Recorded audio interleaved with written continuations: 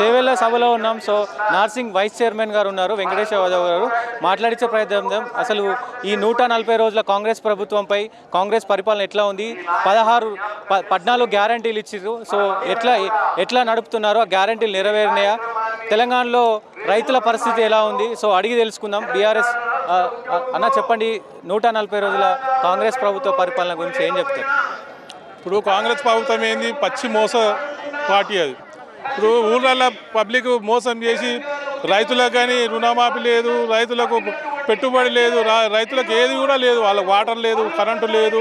మరి అదే విధంగా అన్నీ మోసం చేసి గెలిచినటువంటి కాంగ్రెస్ ఇప్పుడు ఇవాళ జనాక్షణ ఇప్పుడు కేసీఆర్ అంటేనే ఎంత అభిమానంతో ఎంపీ ఎలక్షన్లో మాత్రం ఖచ్చితంగా మన బీఆర్ఎస్కి ఓటేసి ఖచ్చితంగా మా కేసీఆర్ రావాలని అందరూ కోరుకుంటున్నారు. ఎందుకంటే వాళ్ళు 100 రోజులలో అన్ని హామీలన్నీ 6 గ్యారంటీలు చేస్తామన్నారు. ఇప్పటిదాకా ఒక గ్యారంటీ కూడా చేయలేరు. మాకు కరెంటు సరిగా లేదు, 200 యూనిట్ ఉచిత కరెంట్ అన్నారు. మరి ఒంటరి మహిళలకు 250 పింఛన్ ఇస్తున్నారు, పింఛన్ పెంచుతున్నారు, అన్నీ అన్నారు. గ్యాస్ 500 ఫ్రీ ఇస్తున్నారు, ఏది ఫ్రీ లేదు.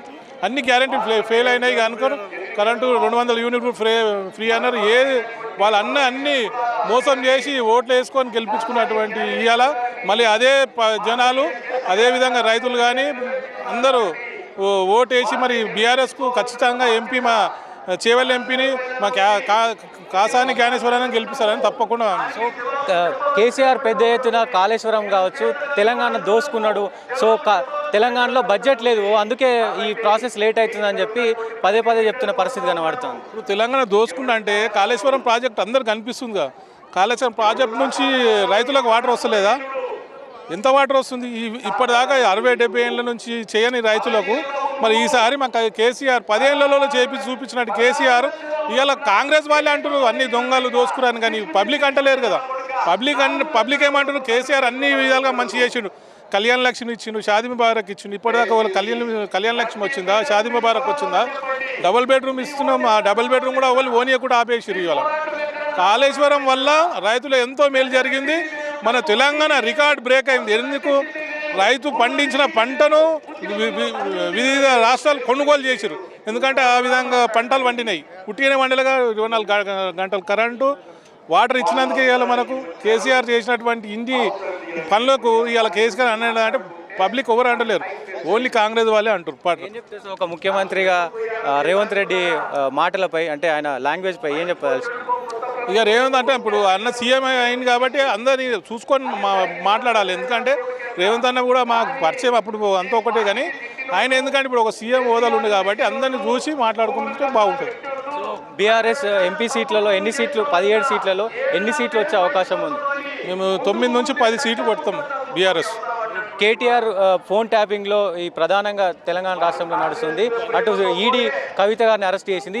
ఎన్నికల స్టంట్ అంటారా, లేకపోతే నిజంగానే ఏమన్నా కావాలని ఎన్నికల స్టంట్లో బదలాం చేయాలని ఇవన్నీ ఫోన్ ట్యాపింగ్ కానీ కవిత అక్కను కూడా అన్నీ కావాలని ఎలక్షన్లో వీళ్ళను ఇది చేయాలి, బదలాం చేయాలని చేస్తారు. కాబట్టి అది చేసింది ఏముండదు. మోడీ హవా నడుస్తుంది పైన ప్రభుత్వంలో. మోడీని చూసి ఇక్కడ తెలంగాణలో కూడా 12 నుంచి 14 సీట్లు వస్తాయని బీజేపీ అంటుంది. ఏం మోడీ ఏమో సంటలరా. మా దగ్గర అయితే మా తెలంగాణ రాష్ట్రంలో అయితే మా కేసీఆర్ చూసే ఓటేస్తాం. ఎందుకు చేస్తారంటే 10 ఏళ్లలో ఎంత డెవలప్ చేసిండు.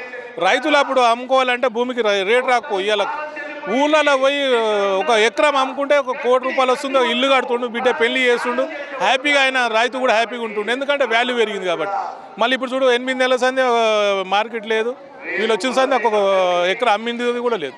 ఏం చెప్తారు సార్, అసెంబ్లీ సెగ్మెంట్లో కేసీఆర్ ఓడిపోవడానికి ప్రధాన కారణం ఏమై ఉంటుంది? అంటే కాంగ్రెస్ వాళ్ళు అన్ని హామీలు చెప్పారు, 6 గ్యారంటీలు అని, ఇన్ని గ్యారంటీలు అన్నీ మోసం చేసి ఓట్లు వేయించుకొని గెలిచినటువంటి. ఇక్కడ ఎంపీగా కాసాని జ్ఞానేశ్వర్ ఉన్నారు, బీసీగా ఉన్నారు. సో గెలిచే అవకాశాలు ఎంతవరకు ఉన్నాయి? ఈయన ఒక 25-30 ఏళ్ళ నుంచి బీసీ వర్గంగా అన్ని బీసీ వర్గాలను వేసుకొని మైనార్టీ, ఎస్సీ, బీసీ అన్ని కులాలకు ఆయన అందుబాటులో ఉంటాడు. ఆయన కూడా ఎన్నో ఉద్యోగాలు చేసిండు. బీసీ వర్గాలు అన్ని 36 కులాలు ఉన్నాయిగా, అన్ని కులాలు కలిసి మనం ఏకంగా ఉండాలని. మళ్ళీ ఇవాళ అందరూ కూడా అన్ని కుల వర్గాలు జ్ఞానేశ్వర్ అంటే అన్న గుర్తింపు ఉంది కాబట్టి ఈ ఏరియాలో చాలా మందికి సేవలు చేసిండు కాబట్టి ఆయన. కేసీఆర్ గారి పరిపాలనకి అటు రేవంత్ రెడ్డి గారి పరిపాలనకి ఏం తేడా కనిపిస్తుంది? అంటే పబ్లికే చెప్తారుగా కేసీఆర్ గారు చేసిన పాలన ఏముంది, వాళ్ళు కాంగ్రెస్ 70 ఏళ్ళు చేయని పాలన మేము ఓన్లీ 10 ఏళ్ళలో చేయించిన పాలన పబ్లిక్ తెలుసు. ఏమి అంతకుముందు వాళ్ళు పింఛన్ ఎవరు ఇచ్చిర్రు, రైతులకు కరెంట్ వాళ్ళు ఇచ్చిర్రు, రైతులకు వాటర్ వాళ్ళు ఇచ్చిర్రు, అన్ని రోడ్లు కూడా బాగు చేసినాము, అన్ని ఏరియాలు కూడా డెవలప్ అయినాయి. తెలంగాణ రాష్ట్రం మొత్తం ప్రజలు కూడా డెవలప్ అయ్యారు. బీదవాడికి డబుల్ బెడ్రూమ్ ఇచ్చే, కళ్యాణ లక్ష్మి ఇచ్చే, షాదీ ముబారక్ ఇచ్చే, పింఛన్లు ఇచ్చే, ఇక అన్నీ ఇచ్చింది. ఇంతవరకు ఎవరైనా ఇచ్చిరా? ఏ సీఎం అని ఇచ్చిండా? మొత్తం భారతదేశంలో ఏ సీఎం అని ఎవరైనా ఇచ్చిరా?